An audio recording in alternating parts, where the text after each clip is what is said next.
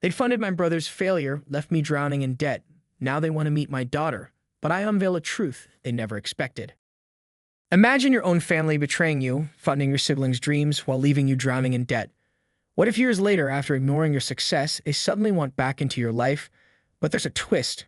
I'm about to drop a truth bomb that changes everything. Stay with me, because this is a story of broken trust, hidden pain, and one shocking revelation that turned my world upside down. I never thought I'd be writing this, but here I am seeking advice from strangers on the internet about my family situation. My name is Johnny, and I'm 32 years old. I've been estranged from my parents for almost 8 years now, and suddenly they're trying to be a part of my life again. I'm not sure how to handle this, and I could really use some outside perspective to understand my situation. You need to know about my childhood. I grew up in a small town in Ohio, the older of 2 boys. My younger brother, Bobby, 30M, was born when I was just 2 years old. From the beginning, it was clear that Bobby was the golden child. He was outgoing, athletic, and charming, everything I wasn't. I was more introverted and focused on academics. Our parents, especially our dad, always seemed more interested in Bobby's activities than in mine. Dad was a former high school football star who never quite got over his glory days. When Bobby showed an interest in sports, Dad was over the moon. He spent hours in the backyard teaching Bobby how to throw a perfect spiral while I sat on the porch with my books. Mom wasn't as blatant about her favoritism, but it was still there. She'd gush over Bobby's finger paintings and put them on the fridge while my report cards with straight A's were met with a simple "good job, Johnny." I remember one particularly painful incident when I was 10. I had won the school science fair with a project on renewable energy. I was so excited to show my parents, but when I got home, they were too busy celebrating Bobby making the junior football team to even look at my blue ribbon. As we got older, the favoritism became even more apparent in high school. I threw myself into my studies, joining the debate team and the math club. I was determined to get into a good college and become a doctor. Bobby, on the other hand, coasted by on his charm and athletic ability. He was the star quarterback, dating cheerleaders and going to parties every weekend. I still remember the night of my high school graduation. I was valedictorian and I had worked for weeks on my speech. As I stood at the podium, I scanned the audience for my family. Dad was there, but he was busy filming Bobby, who was goofing off with his friends in the back row. Mom, at least, seemed to be paying attention, but I could see her constantly glancing over at Bobby. It felt like even in my moment of triumph, I was still in my brother's shadow when it came time for college. I got accepted into a prestigious university with a partial scholarship. I was thrilled, but my excitement was short-lived. My parents sat me down and told me they couldn't afford to help me with tuition. They said they had been saving for years, but unexpected expenses had come up and they just didn't have the money. I was devastated but determined. I took out student loans, worked part-time jobs, and managed to make it through undergrad. It was tough, but I was proud of myself for doing it on my own. I worked as a tutor, a library assistant, and even spent a summer doing night shifts at a 24-hour diner. There were times when I was so exhausted I could barely keep my eyes open during lectures, but I pushed through. Meanwhile, Bobby had decided college wasn't for him. He worked at a local garage, spending his evenings at bars and parties. Our parents never seemed concerned about his lack of direction. They just chuckle and say, "That's our Bobby, always living in the moment." Then during my senior year, I found out the truth. Bobby, who had been working at the garage for a couple of years, suddenly announced he was opening his own auto repair shop. To my shock, our parents had given him their entire savings, the money they had told me didn't exist, to start his business. I couldn't believe it. All those nights I had spent worrying about my mounting student debt, all the times I had to choose between buying textbooks or eating proper meals, and they had money all along. They just chose to give it to Bobby instead. When I confronted them about it, they tried to justify their decision. They said Bobby needed the money more because he didn't have a college degree and that I would be fine because I was smart and would make good money as a doctor someday. They didn't seem to understand or care about the massive debt I had taken on or the stress I had been under. That was the last straw for me. I finished my degree and got into medical school, but I cut off almost all contact with my family. I'd only spoke to them on major holidays, and even then, it was brief and superficial. I threw myself into my studies, determined to succeed despite their lack of support. During my second year of medical school, I met Donna. She was a law student, brilliant and compassionate. For the first time, I felt truly seen and appreciated for who I was. We started dating, and she became my rock. She listened to me when I talked about my family issues and never judged me for my decision to distance myself from them. After graduation, Donna and I got married and moved to Seattle for our respective residencies. We built a life together, far from my family and the pain of my past. 2 years ago, we welcomed our daughter, Lily, into the world. Becoming a father made me reflect on my own childhood, and I promised myself that Lily would always feel loved and supported no matter what path she chose in life. Fast forward to now. I'm a successful pediatrician. Donna is making waves at a prominent law firm, and Lily is a precocious 2-year-old who keeps us on our toes. Life is good, but I still carry the hurt from my family's betrayal. A few weeks ago, I got a call from my mom. It was the first time we had spoken in months, and I could tell something was wrong. She was crying, saying that Bobby's business had failed and he had moved back in with them. Apparently, he had made some bad decisions, gotten into debt, and was now unemployed. My parents had to remortgage their house to help him out. Now suddenly they want to reconnect with me. They've been calling and texting asking to visit and meet their granddaughter. My dad even sent me an email talking about how proud he is of my success and how he wants to make amends. Part of me wants to give them a chance. After all, they're my parents, and I do miss having a family. I think about Lily and wonder if I'm depriving her of grandparents. But another part of me is angry and hurt. It feels like they only want me in their lives now because Bobby has disappointed them, and they need someone to be proud of. I don't know what to do. Should I give them another chance? Should I keep them at arm's length, or should I just maintain the distance I've established over the years? Donna thinks I should at least hear them out, but she's also protective of me and doesn't want to see me hurt again. She's offered to be there when I talk to them as a buffer and support system. I'm torn between the desire for family and the need to protect myself from further pain. The thought of letting them back into my life terrifies me. What if they hurt me again? What if they try to use me as a financial safety net now that Bobby has fallen from grace? But then I look at Lily and wonder if I'm letting my past affect her future. Any advice would be greatly appreciated. How do I navigate this situation without becoming a doormat or letting my anger control me? How do I protect my own family while potentially rebuilding relationships with my parents? I feel like I'm standing at a crossroads and I'm not sure which path to take. Update 1. Thank you all for your responses. I've read through every comment, and I appreciate the different perspectives you shared. I wanted to give you an update on what's happened since my original post. After much consideration and many long talks with Donna, I decided to meet with my parents, but on my terms, I suggested we meet at a neutral location, a quiet cafe near my workplace without my wife or daughter present. I wanted to hear them out without immediately involving my new family. The days leading up to the meeting were filled with anxiety. I found myself snapping at Donna over little things and having trouble sleeping the night before. I sat in Lily's room long after she had fallen asleep, watching her peaceful face and wondering if I was making the right decision. The morning of the meeting, I arrived at the cafe early. I chose a table in the corner where we could have some privacy. As I waited, I couldn't help but remember all the times I had sat waiting for my parents to show up to my events, debate competitions, science fairs, even my high school graduation party. They had always been late, usually because of something involving Bobby, but this time they were early. I saw them through the window walking towards the cafe. They looked older than I remembered, more worn down. My mom's hair was fully gray now, and my dad seemed to have shrunk somehow, his once broad shoulders now slightly hunched. They entered the cafe, and for a moment, we all just stared at each other. Then my mom rushed forward and hugged me tightly. I stiffened at first, not used to such displays of affection from her, but eventually I hugged her back. My dad stood awkwardly to the side, looking uncomfortable. We sat down and I let them speak. First, my mom did most of the talking. She started by apologizing for the past, saying they realized how unfair they had been. She talked about how proud they were of my accomplishments and how much they regretted not supporting me more. Then came the kicker. They admitted that part of the reason they wanted to reconnect was because of Bobby's situation. Apparently, his failed business venture wasn't just a simple bankruptcy. He had gotten involved with some shady characters and ended up with gambling debts. My parents had to sell their vacation home and take out a second mortgage to bail him out. As they spoke, memories flooded back. I remembered the summer before I left for college, when I had asked to use the vacation home for a week with my friends. They had said no, claiming they were planning to use it themselves. Later, I found out they had let Bobby and his friends stay there for a month. I listened to all of this silently, letting them talk. When they finished, I took a deep breath and told them exactly how I felt. I laid out every in. Distance of favoritism every time they had dismissed my achievements in favor of Bobby's latest whim. I told them about the nights I cried myself to sleep in college, wondering why I wasn't good enough for them to support me.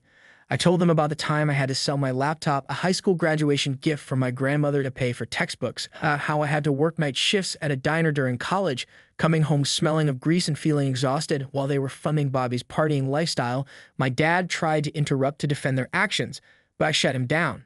I reminded him of all the football games he attended for Bobby and how he had missed my debate team winning the state championship because he was at one of Bobby's games. I told them that while I appreciated their apology, it didn't erase years of hurt and neglect. I made it clear that if they wanted a relationship with me, it would be on my terms and it would take time and effort on their part. I also addressed the elephant in the room, Bobby.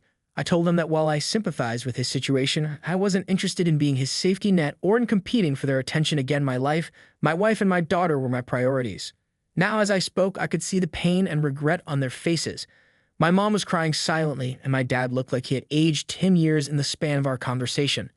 Part of me felt guilty for causing them pain, but another part felt relieved to finally be saying these things out loud. The conversation ended with mixed emotions. We agreed to take things slow. I said I'd be open to occasional phone calls, but I made no promises about in-person visits or introducing them to Lily. I told them I needed time to process everything, and that they needed to respect my boundaries. As I left the cafe, I felt a strange mix of sadness and relief. It wasn't the heartwarming reconciliation some might have hoped for, but it felt honest and necessary. I walked to my car and sat there for a long time replaying the conversation in my mind. When I got home, Donna was waiting for me. She took one look at my face and enveloped me in a hug. We sat on the couch and I told her everything. She listened without judgment, offering comfort and support. That night, as we lay in bed, Donna asked me how I felt. I told her I wasn't sure. Part of me felt lighter, like I had finally released a burden I had been carrying for years, but another part felt raw and exposed, like an old wound had been reopened. I'm still processing everything, but I feel like I've taken a step towards healing, even if the road ahead is still uncertain. I know it won't be easy, and there's a lot more to work through. But for the first time in years, I feel like there's a possibility of having some kind of relationship with my parents.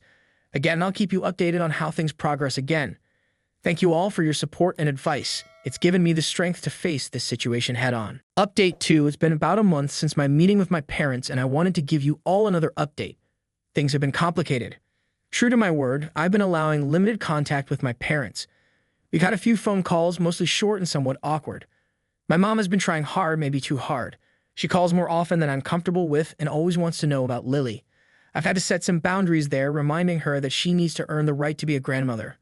Last week, she called and spent 20 minutes telling me about a toy she had bought for Lily. I have interrupted her and remind her that she hasn't even met Lily yet, and it's not appropriate to be buying her gifts at this stage. She seemed hurt, but I stood my ground. My dad, on the other hand, has been distant. He's only spoken to me once, and it was a stilted conversation. I get the feeling he's struggling with his pride, finding it hard to admit he was wrong all these years. During our one conversation, he mostly asked about my work, as if he was trying to understand the life I've built without them. The real drama, however, came from an unexpected source, my brother Bobby. About 2 weeks after my meeting with my parents, I received a long, rambling email from him. It was part apology, part plea for help. He wrote about how he had messed up his life, how he regretted taking advantage of our parents, and how he wished he had been a better brother. To me, as I read the email, memories came flooding back. I remembered the time in high school when Bobby had borrowed my car without asking and gotten into an accident. Our parents had been angry, but they paid for the repairs without making Bobby face any consequences. Meanwhile, I had to take the bus to school for a month. At first, I was touched by Bobby's email. It seemed like a genuine attempt at reconciliation, but as I read on, the true purpose of the email became clear. Bobby was asking me for money. He had a business idea that he was sure would solve all his problems, and he wanted me to invest. I was furious. After all these years, after everything that had happened, he still saw me as nothing more than a potential source of cash. The business idea was vague and poorly thought out, so something about a food truck that would sell gourmet hot dogs. It was clear he hadn't learned anything from his previous failure. I didn't respond to the email. Instead, I called my parents. The conversation was tense. I asked them if they knew about Bobby's email, and they admitted they did. In fact, they had encouraged him to reach out to me. They thought that if Bobby and I reconciled, it would help bring the family back together. I lost my cool at that point. I told them that their attempts at manipulation were exactly why I had distanced myself in the first place. I reminded them of all the times they had enabled Bobby's bad behavior, from covering for him when he cheated on tests in high school to bailing him out of jail after a DUI in his 20s. I made it clear that I wasn't interested in funding another of Bobby's schemes, and I was hurt that they would even consider asking me after everything that had happened. I told them that if this was their idea of making amends, they had a lot to learn about respect and boundaries. The call ended badly. My mom was crying again. My dad was defensive, and I was shaking with anger. I felt like all the progress we had made had been undone in an instant. After I calmed down, I talked things over with Donna. She's been my rock through all of this, offering support and a clear perspective when I need it most. We decided that for now, it's best to take a step back from my family again, The trust that was so tentatively rebuilt has been shattered, and I need time to process everything. I'm feeling discouraged and hurt, but also strangely relieved. This incident has confirmed that my instincts were right. My family still doesn't truly understand the pain they cause or respect the boundaries I've set. It's a hard realization, but an important one. For now, I'm focusing on my own family. Donna and Lily, they're my priority, and I won't let the drama with my parents and Bobby affect the happiness we built together. Last night, as I was tucking Lily into bed, she asked me to read her favorite story, The Giving Tree. As I read, I realize how different my relationship with her is from the one I had with my parents. I want her to know she's loved unconditionally, not for what she can give or do. This morning, I sent a brief email to my parents. I told them I needed some space and that I would contact them when I felt ready. I also made it clear that any future relationship would depend on their ability to respect my boundaries and treat me as an equal, not just as a potential solution to their problems. With Bobby, I haven't heard back from them yet, and honestly, I'm not sure how I feel about that. Part of me is relieved for the quiet, while another part wonders if they've given up on reconnecting already. For now, I'm taking things day by day. I have a busy week ahead at the hospital, and Donna and I are planning Lily's 3rd birthday party. Life goes on, and I'm determined to focus on the positive aspects of my life rather than dwelling on the past. I'll update again if anything significant changes, but for now, I think it's time to close this chapter and move forward with my life. Thank you all for your support and advice throughout this process. It's meant more than you know. Update 3, it's been 6 months since my last update, and I felt it was time to share what's been happening. A lot has changed both in my family situation and in my perspective on things. First, the situation with my parents and Bobby. After the blow-up over Bobby's email, I maintained my distance. I ignored calls and messages, focusing instead on my work and my immediate family. It was hard, especially around the holidays, but I felt it was necessary for my mental health. About 3 months ago, I received a letter from my dad. It wasn't an email or a text, but an actual handwritten letter. The sight of his familiar handwriting brought back a flood of memories, birthday cards, notes in my lunchbox when I was young before Bobby came along and things changed. In the letter, he did something I never thought I'd see. He offered a genuine, heartfelt apology. He acknowledged the favoritism they had shown Bobby, the hurt they had caused me, and the mistakes they had made in trying to reconcile. He didn't make excuses or ask for anything. He simply expressed remorse and a desire to make amends, but only if and when I was ready. He wrote about how he had been doing a lot of thinking and had realized how his own insecurities had influenced his behavior. He admitted that he had lived vicariously through Bobby's athletic achievements because he felt like a failure in his own career. He said he had always been proud of my academic success, but hadn't known how to show it. I was skeptical at first, but something about the letter felt different. Maybe it was the effort of actually writing it by hand, or maybe enough time had passed for real reflection. Either way, it opened the door to cautious communication. We've been talking more regularly now, and usually just my dad and me. Our conversations are still sometimes awkward, but they feel more honest. He's been asking about my work and my family real. Listening when I talk about my life, he's also been sharing more about his own struggles, including his difficulty in admitting his mistakes and his fear of losing his children. Last week, he asked if he could send Lily a birthday gift. Instead of just saying yes, I suggested we video call so he could watch her open it. The joy on his face when Lily excitedly unwrapped the toy doctor kit he sent was something I hadn't seen in years. As for my mom and Bobby, things are still complicated. My mom has respected my boundaries more, which I appreciate. She's been sending occasional emails, sharing family recipes and old photos. It's a small gesture, but it feels like she's trying to connect in a way that isn't overwhelming. Bobby, I've learned, has finally sought help for his gambling addiction and is working a steady job for the first time in years. He hasn't reached out to me directly, which is probably for the best right now. Dad mentioned that Bobby is attending Gamblers Anonymous meetings and is trying to pay back some of the money he owes our parents. The biggest change, however, has been in my own perspective through all of this. I've realized that while I can't change the past or control my family's actions, I can control how I respond to them. I've been working on letting go of some of the anger and resentment I've carried for so long. It's not easy, and there are still days when the old hurts resurface, but I'm trying. I've also gained a new appreciation for my own family. Donna has been incredibly supportive through all of this, offering advice when I need it and just listening when I need to vent. Watching Lily grow and helping shape her understanding of family has made me reflect on what I want that to mean for her. Last weekend, we had a picnic in the park. As I watched Donna push Lily on the swing, I felt a sense of peace I hadn't experienced in a long time. I realized that regardless of what happens with my parents and Bobby, I have a family of my own now, one built on love, trust, and mutual respect. For now, we're taking things day by day. I'm not rushing into anything, but I'm also not closing any doors. My priority remains my wife and daughter, but I'm cautiously optimistic about the possibility of healing some of the rifts with my parents. This journey has been difficult, but it's also been enlightening. I've learned a lot about forgiveness, boundaries, and the complexities of family relationships. Whatever happens next, I feel better equipped to handle it. Thank you all for your support and advice throughout this process. It's meant more than you know. So, what would you do? After years of feeling invisible, I finally had the chance to be heard. But the truth I unleashed left them speechless. Now I have decisions to make, not just for myself, but for my family's future. Sometimes the hardest thing isn't just cutting ties, but deciding when or if to rebuild them. Thanks for watching, and remember, your past doesn't define you. Your choices do.